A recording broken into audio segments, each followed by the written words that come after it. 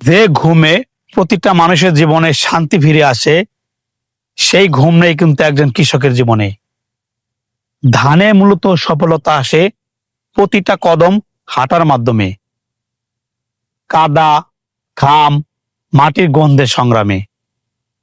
কিন্তু আমরা কজন মানুষ বুঝি এই এক মাঠ ধান ফলাতে কতটা কষ্ট করতে হয় একজন কৃষককে। এক বীজ থেকে 100 বীজ হবে, এই স্বপ্ন নিয়ে কিন্তু একজন কৃষক আগায়।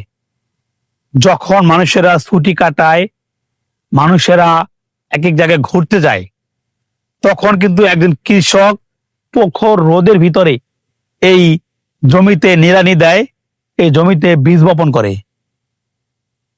ধান থেকে চাল, চাল থেকে ভাত আসাটা কিন্তু এত সহজ ব্যাপার না। ধানে প্রতিদিন জল দেওয়া, প্রতিদিন খোঁজ খবর নিতে হয় কৃষকদের।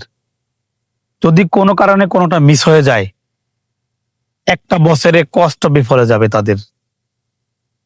পরিশেষে এই ধান যখন আমরা কেটে নিয়ে যাই, তখন একজন কৃষকের আসল যেই হাসিটা দেখা যায়। তাই ভাত নষ্ট করার আগে অবশ্যই আপনারা ভেবে নিবেন একজন কৃষকের কতটা কষ্ট হয় এই ধান উৎপাদন করতে, এই এক মুঠো ভাত আপনার মুখে তুলে দিতে। আমরা শুধু চাল পাই, ভাত রান্না করি এবং সেখান থেকে ভাত নষ্ট করি। একজন কৃষকের যে কতটা কষ্ট করে এই ধান ফলাতে হয়, এটা যদি একজন মানুষ বুঝতো, একজন মানুষ দেখতো, তাহলে হয়তোবা এই ভাত নষ্ট কেউ করতো না।